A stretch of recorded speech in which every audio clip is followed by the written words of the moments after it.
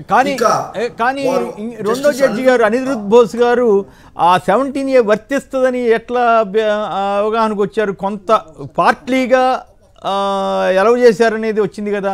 Of course ఆయన కూడా remand వీటన్నిటిని సమర్థించారు కాబట్టి ఓవరాల్గా చంద్రబాబు గారికి వ్యతిరేకంగా వచ్చినమాట వాస్తవం. కానీ ఆ పర్టికులర్ 17A వల్ల చంద్రబాబు గారికి ఏమన్నా రిలీఫ్ వచ్చినట్ల? అనిరుద్ బోస్ కూడా కారు కూడా 17 years బేస్ చేసుకుని ఎఫ్ఐఆర్ కాస్ట్ చేయలేదు. అది ఒక్కరు మీరు గమనించాల్సిన విషయం. అవును, వారు 17 years బేస్ చేసుకొని ఉంటే ఎఫ్ఐఆర్ కాస్ట్ చేసేయాలి. Because registration of crime is itself bad in law. అవును.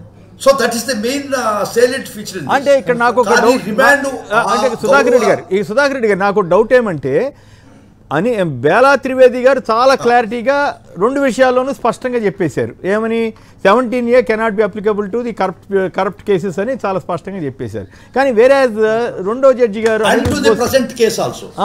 అనిరుద్ బోస్ గారు వచ్చేసరికి కొద్దిగా లీనియంట్ వ్యూ తీసుకుని 17A తీసుకుని ఉండాల్సింది ఇప్పుడైనా తీసుకోండి అనడం ద్వారా ఎట్లా అది ఇద్దరు జడ్జిల మధ్య వైరుధ్యం, న్యాయ వ్యవస్థలో ఇలాంటి సమస్యలు వచ్చినప్పుడు ఎట్లా పరిష్కారం అవ్వాలి? అఫ్ కోర్స్ అప్పీల్కి వెళ్ళొచ్చు, ఇంకా అదే చీఫ్ జస్టిస్ దగ్గరికి వెళ్ళొచ్చు, కానీ బట్ చూసే వాళ్ళకి మాబోటి సామాన్యులకి ఏమిటి ఇద్దరు జడ్జిలు ఇట్లా ఎందుకు ఇచ్చారనే ఫీలింగ్ రాదా? అది ఒక్కొక్కరు పర్స్పెక్ట్స్. జస్టిస్ అనిరుద్ బోస్ గారు కూడా వారు అది సంపూర్ణంగా నమ్ముంటే ఎఫ్ఐఆర్ కాస్ట్ చేసేవారు. అవును, రిజిస్ట్రేషన్ ఆఫ్ ఎఫ్ఐఆర్ తప్పు పట్టలేదు. ఈ సెక్షన్ ఆ ఎఫ్ఐఆర్లో కూడా ఈ ప్రివెన్షన్ ఆఫ్ కరప్షన్ యాక్ట్ సెక్షన్లు ఉన్నాయి. అవును, వారు ఎఫ్ఐఆర్ కాస్ట్ చేయలేదు, కానీ ఇప్పుడు కూడా పర్మిషన్ తీసుకోవచ్చు అని ఉంది ఆర్డర్లో. అవును, even still now we can apply for permission. Okay, అంటే ఇప్పుడు మరి ఇప్పుడు అప్పీల్కి వెళ్తున్నారు.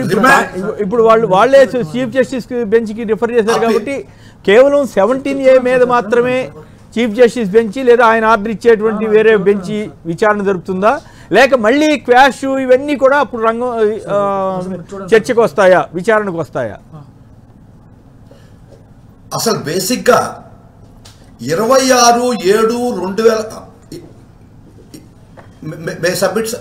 26/7/2018 ఇది పీసీ యాక్ట్ అమెండ్ అయ్యి 17A యాడ్ అయింది. Date is very much important. 26/7/2018 ఒక్కసారి 17A చూస్తే it has got three facets. One is no enquiry or enquiry could be initiated, అంటే from 26/7 for the decisions taken on or after 26/7 while discharging official duties, that is 17A. 26/7/2018 నుంచి ప్రభుత్వం వారు ఏ enquiry అన్నా permission తీసుకోవాలి. ఇక్కడ ఎవరికి వీళ్ళు media వాళ్ళు తొక్కిపెట్టిన విషయం 5/6/2018 ఎంక్వైరీ చేసి ఉంది prior to the amendment. Okay, much prior to the amendment. 5/6 enquiry చేసాం. So we are out of that facet. While discharge for the decisions taken 26/7/2018 తర్వాత నిర్ణయాలు మేము క్వశ్చన్ చేస్తే పర్మిషన్ తీసుకోవాలి. ఈ నిర్ణయాలు 2014, 15, 16, 17 దాకా నేను తీసుకున్న నిర్ణయాలు. ఈ skill development scam start to finish before the amendment అయిపోయింది. సో ఆ ఫేసెట్లో కూడా మేము లేవు. మూడోది while discharging official duties 409 section కూడా దీనికి యాడ్ అయ్యి ఉంది. So criminal breach of trust is not part of discharging official duties. So ఒక ప్రభుత్వ ఉద్యోగి ఒక దొంగతనం చేస్తే దీని కింద రాదు కదా, ఈ ప్రొటెక్షన్ రాదు.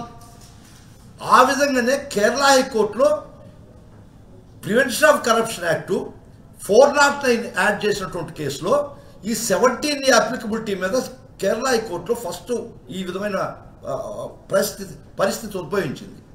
గౌరవ కేరళ హైకోర్టు వారు పీసీ యాక్టు 409 ఉంటే 17A అప్లికబుల్ కాదు చాలా స్పష్టంగా చెప్పింది. ఆ జడ్జిమెంట్ గౌరవ సుప్రీంకోర్టుకు తీసుకొచ్చారు. సుప్రీంకోర్టు కూడా కన్ఫర్మ్ చేసింది, if PC act is blended and added with 409, 17A is not specifically applicable okay అనేది చాలా స్పష్టంగా చెప్తుంది. ఇప్పుడు కూడా గౌరవ జడ్జి అనిరుద్ బోస్ గారు సో 17A పర్మిషన్ తీసుకోకుండా ఎఫ్ఐఆర్ రిజిస్టర్ కొట్టేసి ఉండాలి క్వాష్. అవును, FIR should have been quashed. Correct. కొట్టేయలేదు అర్థం అంటే ఇప్పుడు పర్మిషన్ తీసుకోమని కూడా రాసి ఉన్నాడు. అవును,